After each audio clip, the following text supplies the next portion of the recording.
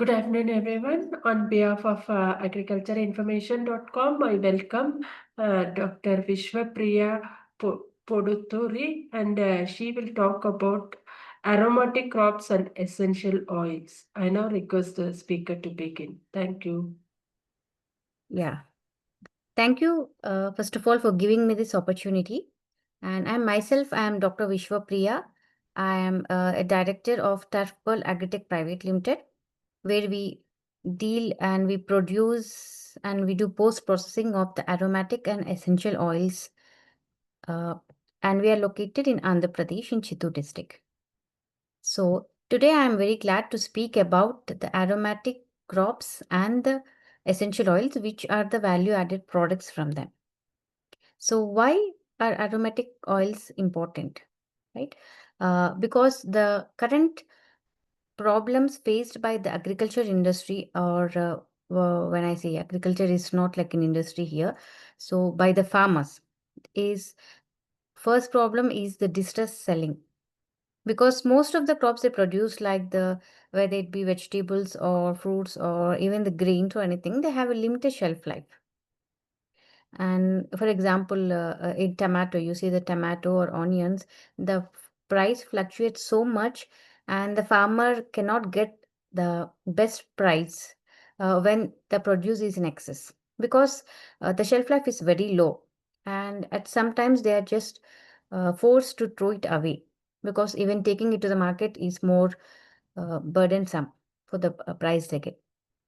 So this crops, which I'm speaking of, the aromatic and the essential oils, they help the farmer come out of this cycle of distress selling.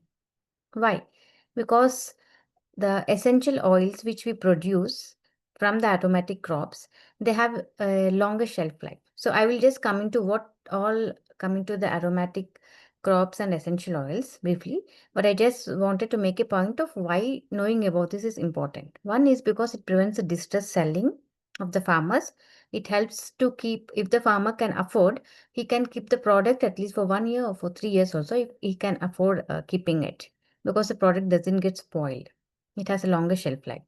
And the second is the crop diversification. As I have again mentioned about the tomato or any other crop, because of the limited crops, like most of the farmers here produce either rice because of the ease of the selling, or the paddy or wheat, right?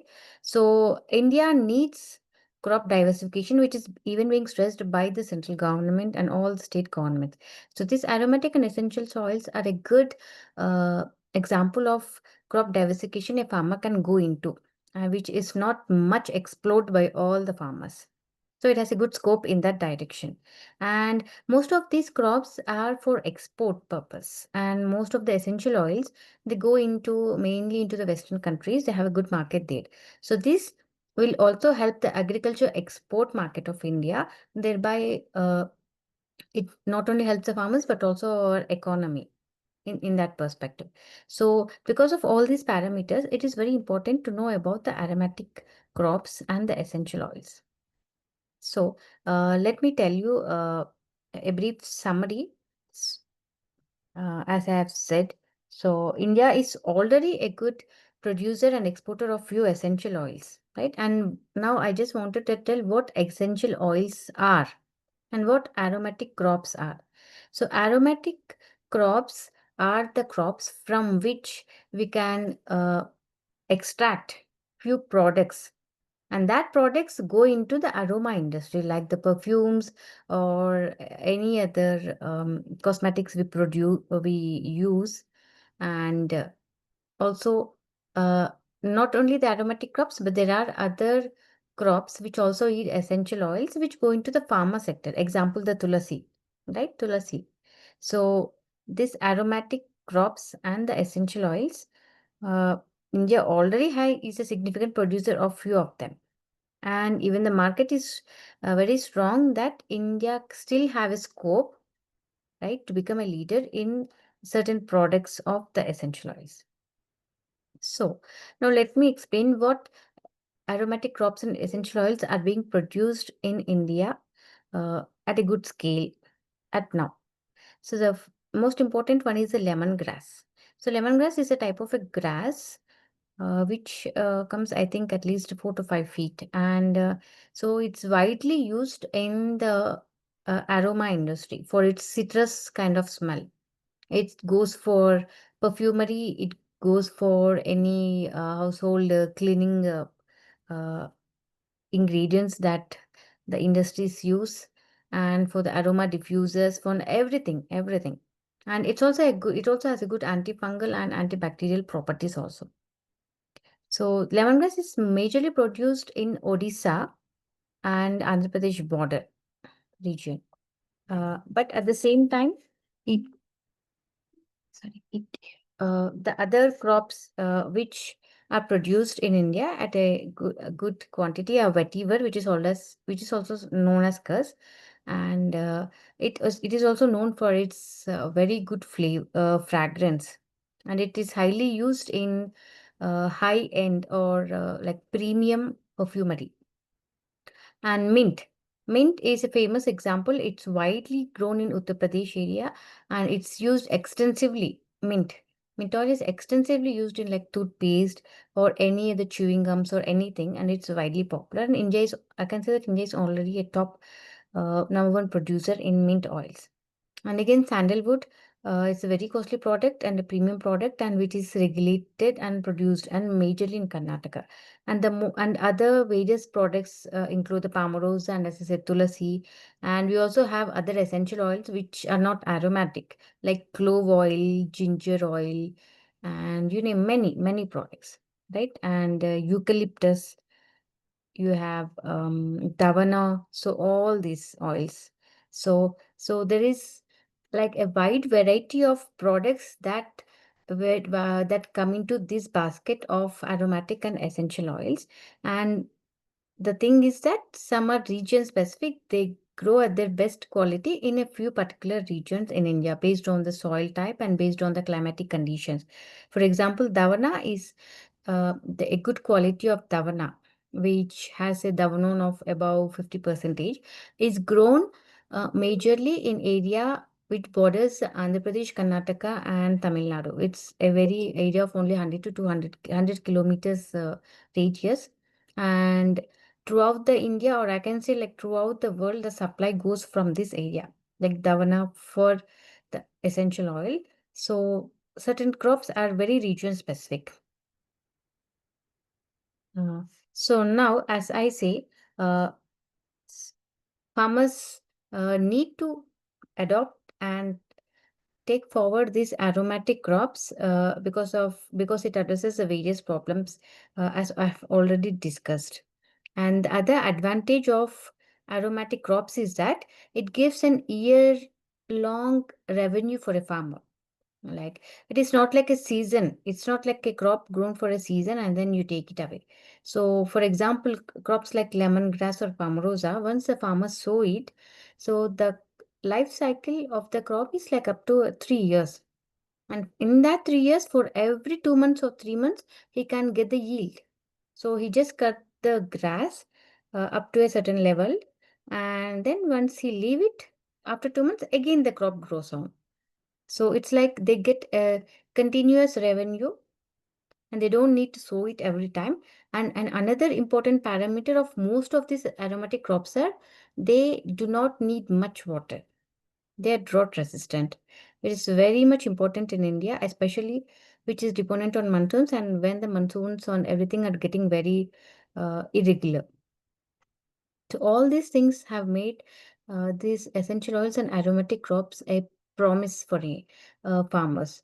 But then this also has certain problems or challenges which need to be addressed before a farmer can actually take it, right? So first of all, the problems within the aromatic industry which are existent now is that there is a lot of adulteration issue, right? Because the supply chain exists from the farmer level to the trader level, and then to the another value added level, uh, and then it goes to export in various levels. or in any one of the level, there are possibilities of adulteration. And why adulteration? Because most of the essential oils are like very priced and very costly. If you can imagine, the 1 kg of davana goes around 60,000 rupees also. So in this context, because of this cost, most of the or some of the essential oils in some regions they get adulterated with some other vegetable oils or anything, and this affects our Indian export market. It is affecting our Indian export market very uh, impactfully. So adulteration is a major issue, and the problem is that at every level they don't have this enough machinery, what you call the GC or GCMS, or the enough technicians at each level to get to know about the or to check the adulteration. So this is one of the major problem of this area. And other problem is the limited access to the distillation. As I said, the aromatic crops can be grown anywhere, but essential oils need to be distilled from them, or else the crop itself is of no value for the farmer. So for that, they need the distillation equipments which need to be set up at a farmer level. And in India, as most of the farmers are just like very small and marginal farmers holding very limited acreage of land, so this would not benefit them. At least an acreage of like 5 or at least about 10 acres of land into this aromatic crop cultivation will only help, because if a farmer want to put on the value addition, because for half acre he cannot put the distillation unit, and the acreage he get from the half acre it will only last for like 1 hour in the distillation unit, and the rest of the time he should just sit idle, so he cannot meet the cost which he the capital cost which he incurs by having the distillation unit. So this is one of the problem. And also, as I said, some of these crops are very climate specific, which I have mentioned above the davana. Davana is an exceptional cost because it only grows in the season from October to February, and based on the sunlight keeps on varying sometimes in every year in January. Sometimes the summers come early, so it affects the crop and also the quality very much, and thereby it affects the price. So climate sensitivity of few crops is a challenge, and as I said, market fragmentation, right? So I mean, I have said about the land fragmentation, but there is also volatility within the these pro, these products also. Like if the price of a particular product, essential oil, is not consistent throughout the years, it might go high in a few years, like 2 years. Like for example, about the Palmarosa, right? It is extensively grown throughout the India, uh, and it is again an aromatic crop used. They extract geraniol from it, which is again used in um, what do you say, perfumery industry. So Palmarosa, what happened is that is exactly 4 years from now, 4 years before, the price was very high that the farmer used to get at least 3,000 per liter of the essential oil, which happily gives him a very good margin. But and this encouraged many farmers to produce it. And after that, what happened, because of the higher influx of the product, uh, last year, since last year, the price became very low, that almost it became half of the price, like almost 1,500, and the farmer was not able to meet the bare minimum expenses also with that price. And then what finally happened is that most of the farmers left it, and now because of the product not meeting the demand it has, the prices now again have skyrocketed and it has 4,000. But again, the farmers are again taking it up, but it will take some time, because, as I said, once the farmer grows it, it will at least take 4 months, 5 months, 4 months for the first crop to come.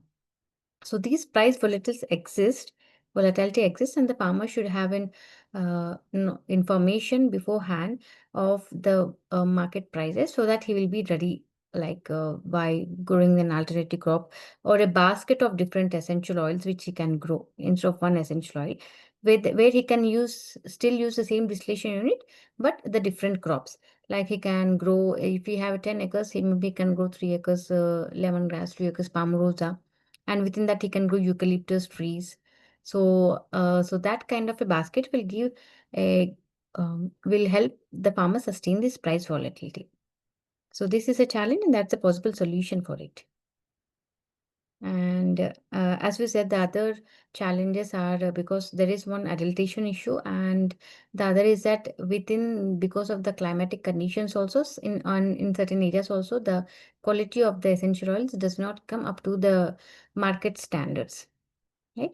So this issue needs to be addressed by ensuring that, and I think here the agriculture extension centers will come into help, which can assist the farmers on which area suits the particular essential oil the most, and by giving the quality uh, raw material like the sleeps or seeds or whatever it is. Okay, and yeah, there is a limited farmer awareness about the international buyer requirement. As I say, for some of the products, especially from the European Union, they need the pesticide residue free. And though these crops like lemongrass, palmarosa, they do not require much pesticides. They are pest resistant crops, but few crops as Zavana, they need pesticides. Then they are cultivated using pesticides to get the good yield and to reduce the pest attack.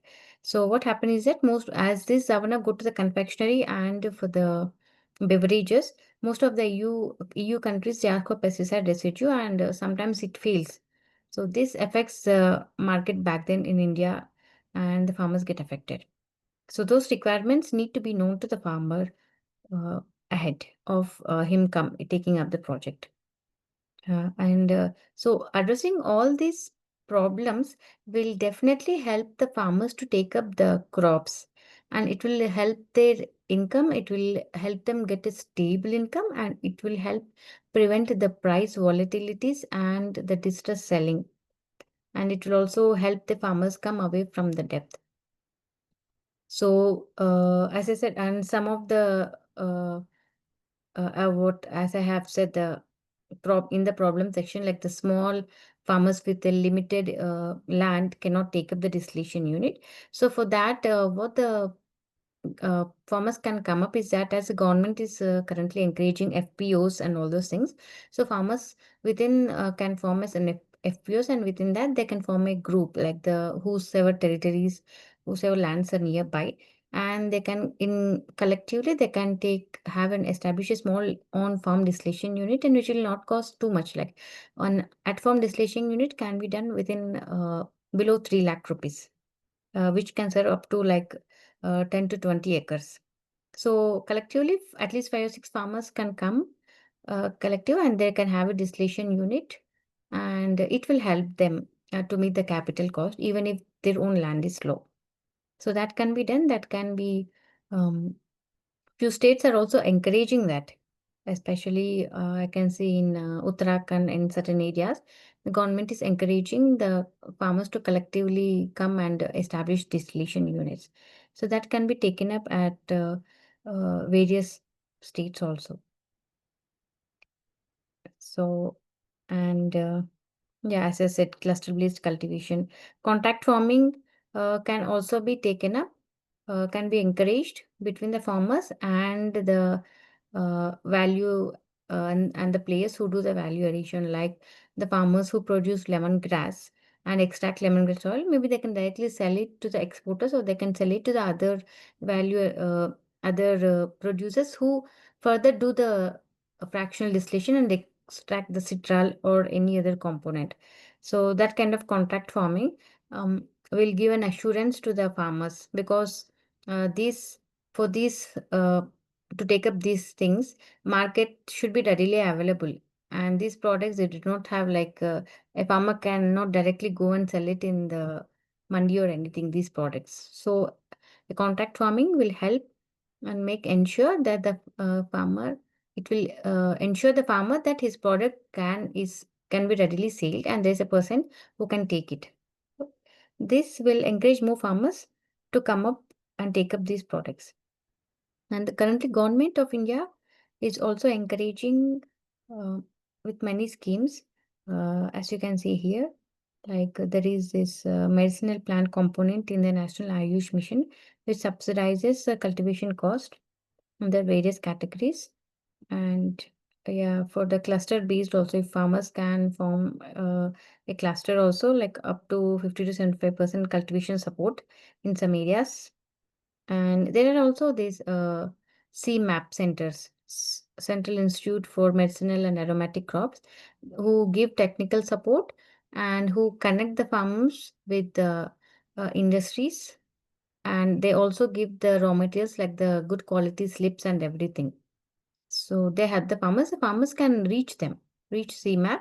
If at all a farmer can want to start it, he can reach out with the CMAP to get the initial support. They will connect, they will give the required raw materials, they will give the required information, and they will connect with the person who can buy the product of the farmer. So this is about, um, and yeah, as from the agriculture department, maybe some more GCMS testing hubs, if provided, it will help the farmers to also um, get their product like the essential oil which they have taken to get it tested, so that once it is tested, he can, while negotiating for the price, he will have an upper hand because he know the quality of his product. Like if it is superior quality, for example, lemongrass, the citol percentage, if it is above 70%, it is considered as better. If the farmers knows well in hand with a testing report, and if we have access to it in the affordable price, then it will help him in negotiating his price. So this infrastructure need to be developed. Yeah. So this is about the aromatic and the essential crops, and I'm free to address any questions.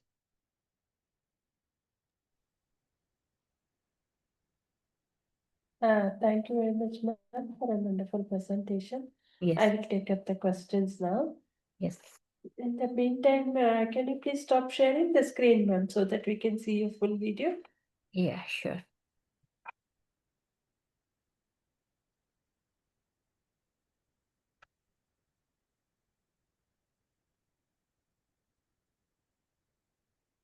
Okay.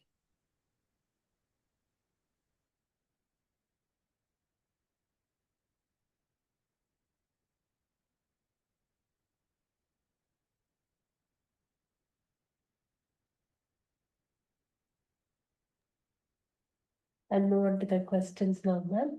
Yeah. Which aromatic crops are best suited for Indian agroclimatic conditions, and how can farmers choose the right crop for their land? Yeah.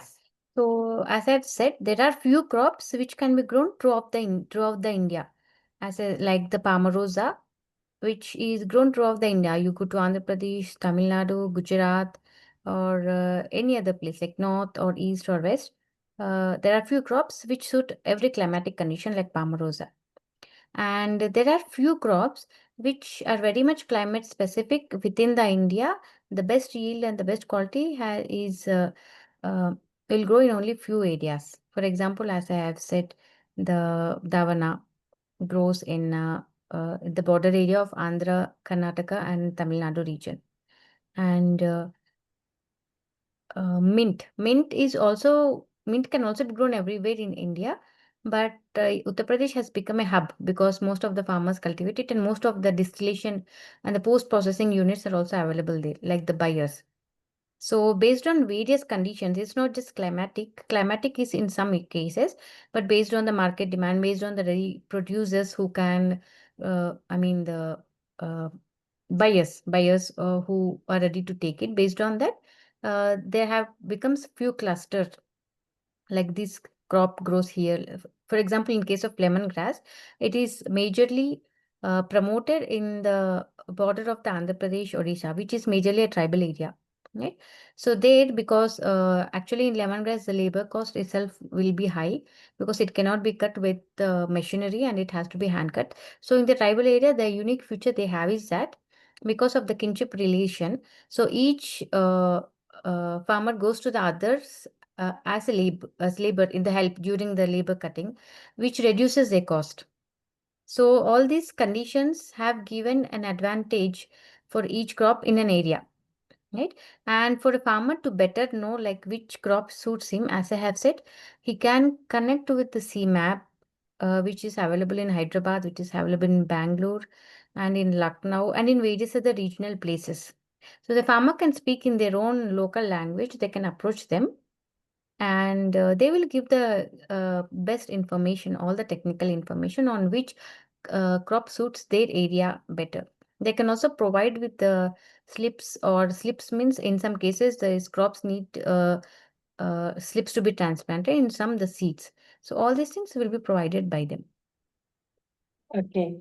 What are some common challenges in cultivating aromatic crops like lemongrass, citronella, or vetiver, and how can farmers overcome them? Yeah. So mm, so the common challenges I say is that during cultivation, in the cultivation process, it might not be a challenge for most of the crops, because I have seen they are drought resistant, most of them, and pest resistant like lemongrass, palmarosa. Even if like there are incessant and like irregular rains and rains in and untimely rains also, the crop may get rain, but again it will get dried up.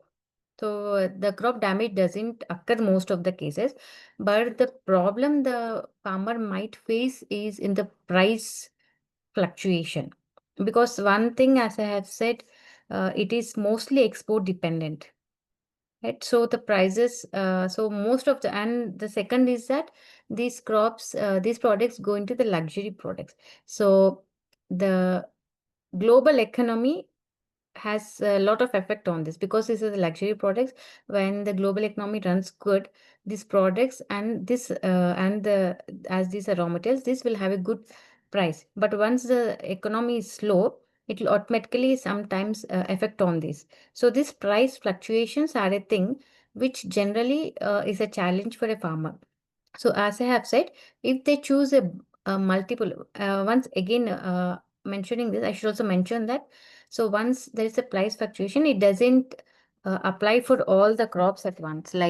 Uh, like uh, like if lemongrass oil is going a price down, it doesn't reflect with all the essential oils. So some essentials still have a good market price at that time. So if a farmer can choose wisely, like a variety of the crops, essential oil or aromatic crops, then it could help them in a price fluctuation. Or else, if he is in constant touch with, or in a contract farming, or in constant touch with his regular exporter and get inputs from them, it could also help the farmer to plan accordingly in ahead uh, in planning the crops.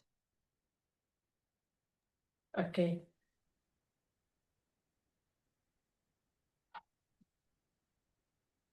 How can small and medium farmers add value to their aromatic crops beyond just selling raw materials? Yeah. So aromatic crops itself, they can't just sell it. They have to do the value addition. As I have said, the processing unit, the on-farm processing unit, what it does is it takes a crop, like it's a distillation unit where the farmer puts in his crop. Like in lemongrass, it's the grass. In eucalyptus, it is the leaves, and he distill it and get the essential oil. The essential oils are so concentrated that almost like 100 kgs will give 2 or 3 liters of essential oil. So that itself is a value addition. And that's why he can hold that product for at least up to 3 years, because oils have higher shelf life. So that itself is the value addition. He's not selling the crop as such, but he's extracting the essential oil from it and he's selling it. And he can also hold the oil for as long as he has a capacity to hold it. Okay. What is the current demand for essential oils in domestic and international markets? Yeah. So mostly it is an export orient. In domestic also, we have the usage of these essential oils, and mostly in the pharma industry. As I said, the tulasi, or the, what do you call, the turmeric, everything. And when we come to the aromatic crops, uh, most of it, the high quality one goes to the export, and the demand is quite good. Demand is good, I can say. And the demand is also increasing for organic and pesticide residue if the farmer can have it, especially in few essential oils which goes into the food, as I said, the davana or such kind of products, right? So the demand is increasing. It is promising. If the farmer can explore it, he can get in. If he can get in touch with the right technical people and the right buyer and everyone, and also he should get in touch with other farmers, peer farmers who are already doing it. Then if he has gets that uh, trust, and if you go for them, then it's a good crop. It's a promising crop. Okay. What are some high value aromatic crops that have good market potential but less explored? Yeah. Well, I can say vetiver. Vetiver is one which is high valued and not much explored. It is grown in few areas of Uttar Pradesh and Tamil Nadu area, and it is less explored. It can be grown in all the sandy soils, like near the coast or every sand, because it's the root uh, which is used here. So the root needs to grow down, so the soil should be like sandy. So all the sandy areas uh, can be explored for this. And other than vetiver, I can say Pachauli is one which has a demand, and mostly Indonesia is doing it. So India also best uses, and Indian Pachauli is superior. So India can explore it. It's currently being grown largely in North Canada region. So it can be explored and further increased. And there are few other also. Okay, I'll take up the next question, ma'am. How can farmers and entrepreneurs tap into export opportunities for essential oils? Okay. Yeah. So they can team up, or they can approach the Exim Bank or the various APEDA and various other government institutes which help these small farmers or MSMEs uh, in exporting. Like they help in giving the better, they help in ensuring, like I think they also give a chance for them to put stalls in the international platforms also. And apart from them, they give all the support, like Exim Bank can give that credit, shell credit benefit. Because once we export, till the product reaches the exporter, which might take 1 month or 2 months if it's going through ship.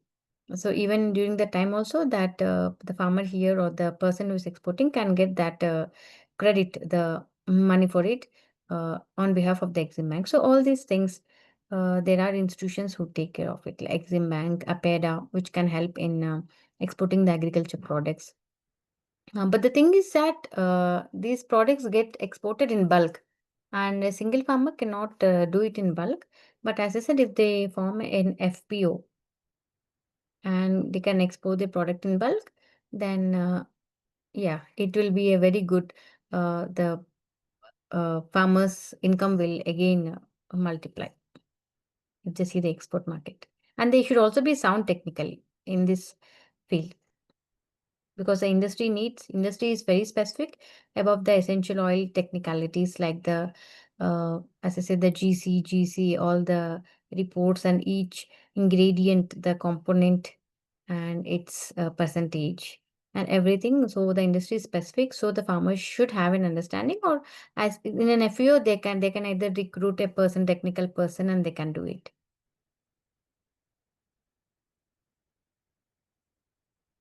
Okay, I'll go on to the next question, ma'am. Yes.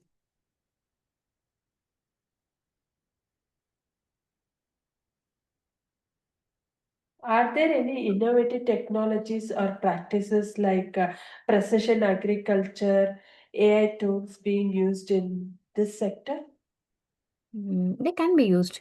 Uh, I don't know if they have been used as of now, because most of them go into the horticulture, all these precision engineering, all those things, because horticulture plants, they need right moisture, uh, and all those things to be checked. And these essential oil crops are hardy crops, tough crops, which can be grown in any climate. But yeah, because they can be used, because as I said, these crops generally are viable or profitable when they're grown in larger areas. And in larger areas, so supervising them with this AI tools or the drones or everything will definitely give an edge by reducing the labor cost and everything that can be explored. Okay. What is the minimum investment required for a farmer to start up aromatic crop cultivation and oil extraction on a small scale? Yeah. So the cultivation doesn't cost anything, like just like any other crop, they can get the seeds or slip, and they can grow in nursery. And then within 3 months, once they grow, they can multiply it and extend it to multiple acres. It doesn't, and even as I said, manuring, pesticide, weed removal is also less.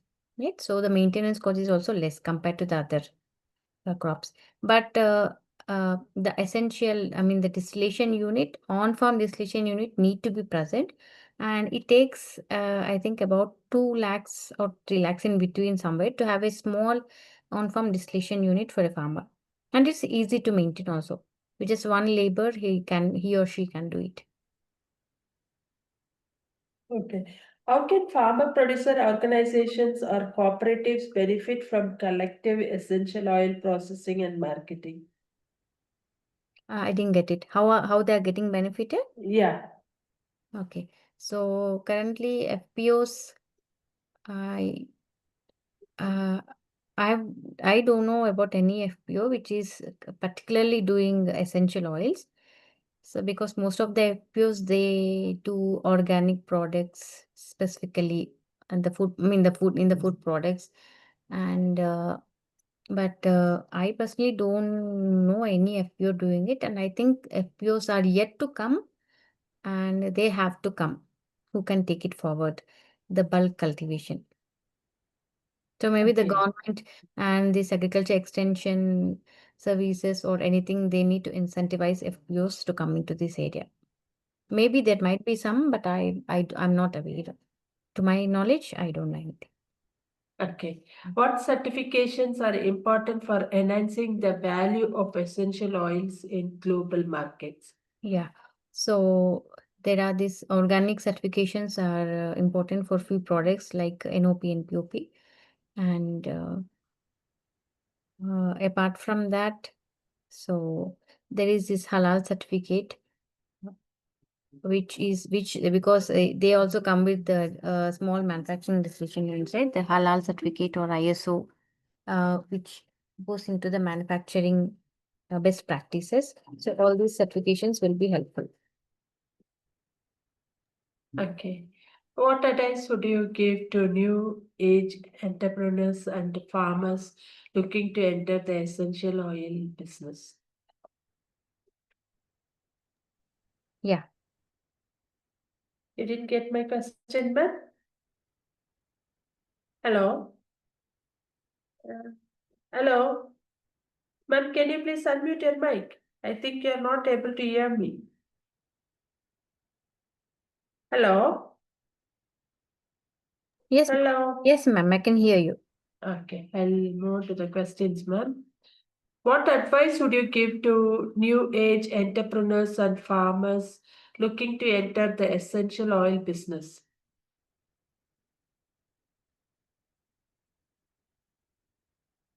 Ma'am, please unmute your mic, ma'am.